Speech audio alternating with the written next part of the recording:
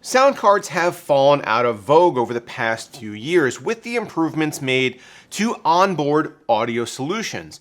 Whereas they used to be a mainstay of the PC building experience, many people now are electing to allocate resources elsewhere, especially with inflated component pricing affecting almost everyone. But sound cards do still exist, and in fact, they're more advanced than ever. So the question remains, do you need a sound card in 2018?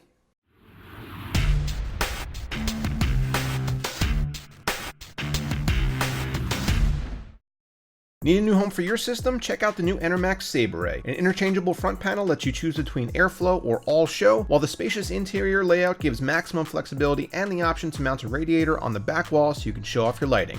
The top-mounted I/O features a convenient and easy way to change up the coloring on the vibrant RGB strips that span the entire exterior, and the PSU shroud and included lighting and fan control hub keep you in command. Check out the Sabre at the link below. Let's start by taking a closer look at our guinea pig today, the Sound Blaster AE5. Now, the AE5 is probably the best looking sound card ever, at least that I've seen, with a nice black and white shroud and backplate, RGB effects on the side and the top, and even an integrated RGB controller and included light strip right in the box. But for our purposes today, we're more interested in what's going on inside and what it can offer our ears rather than our eyes.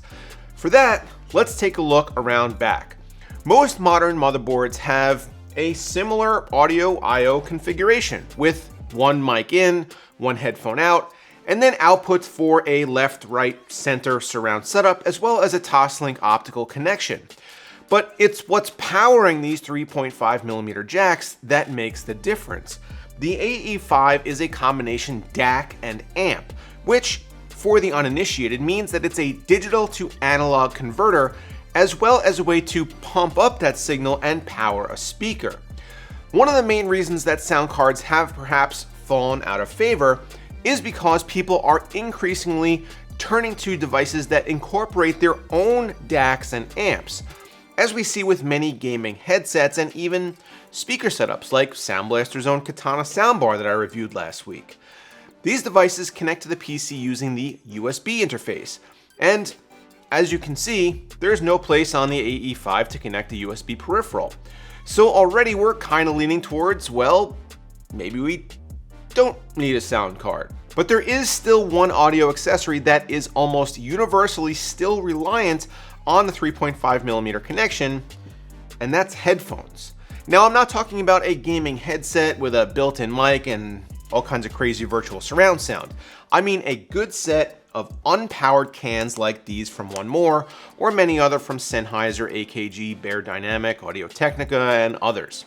These still need to be connected to a proper DAC, and have to be powered by an appropriate amplifier to sound as they were meant to. As you move up the headphone ranks, you will increasingly need a power source capable of driving speakers with higher impedance, and the AE5 has that capability up to 600 ohms.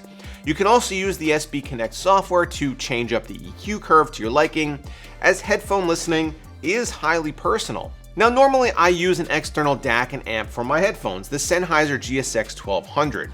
It provides some pretty neat features and profiles, but having everything contained inside of the chassis, as you will with an internal sound card, makes for a much less cluttered desk. In either case though, I'm using what amounts to an additional piece of audio equipment to supplement what my motherboard can do. And the cleaner, more powerful audio signal from the amp brings out the true performance of higher quality speakers. So I took the AE5 and popped it into my test bench and spent what amounted to an unexpectedly extended listening session comparing it to the output from the Gigabyte Z370 Gaming 7 motherboard when powering these triple driver headphones. Doing audio reviews is always a little dicey because it's hard to convey what amounts to a purely subjective analysis. This isn't like comparing graphics cards where I could put solid objective numbers to each combatant and show you guys the results on a chart. But I can say definitively that this isn't just a luxury item if you are serious about high fidelity headphone listening. Gigabyte's audio solution is certainly adequate, And I'm not going to pretend that listening to Eminem, Rage Against the Machine, and Moby was actually bad, but plugging in to the AE5 was just a completely different experience. Not only is the sound louder, as you might expect, but it's also much cleaner, crisper, and deeper. There's no distortion at all up to the volume level that I was comfortable cranking up to. And the instrument separation is truly superb.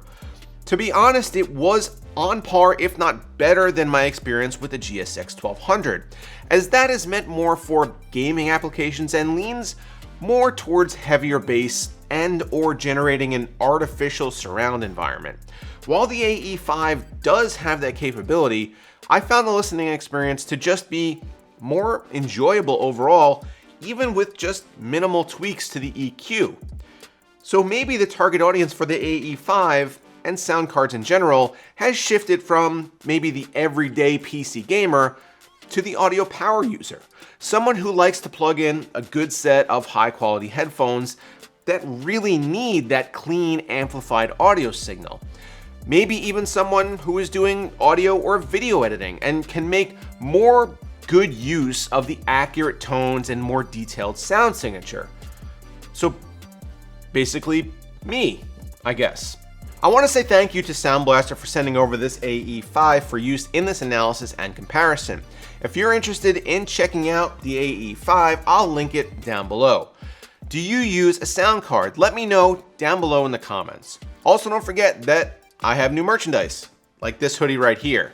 And if you're not subscribed to the channel, what are you really doing with your life? Thanks for watching the video, guys. I hope you enjoyed it. Hope you took a little something away from it today, and I'll see you next time.